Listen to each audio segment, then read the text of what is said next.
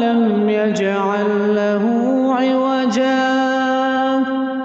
قيما لينذر بأسا شديدا من لدنه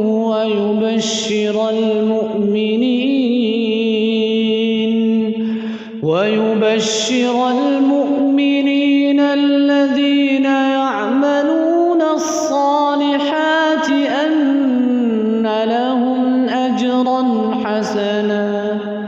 ماكثين فيه أبدا وينذر الذين قالوا اتخذ الله ولدا ما لهم به من علم ولا لآبائهم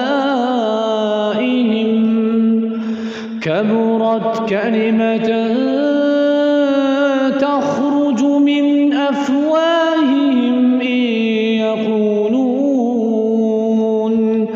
إن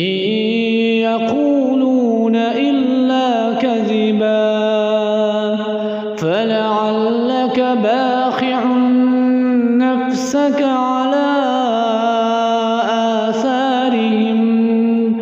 على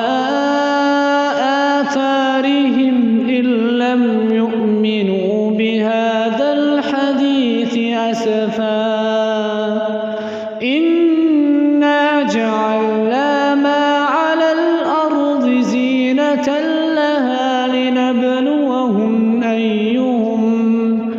لنبلوهم أيهم أحسن عملا وإنا لجاعلون ما عليها صعيدا جرزا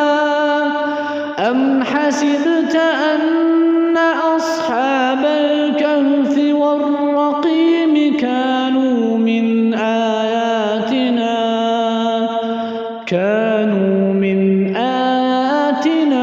عجبا إذ أوى الفتية إلى الكهف فقالوا ربنا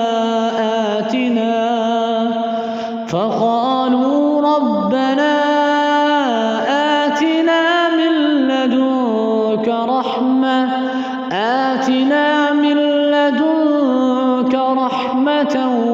وهيئ لنا من أمرنا رشدا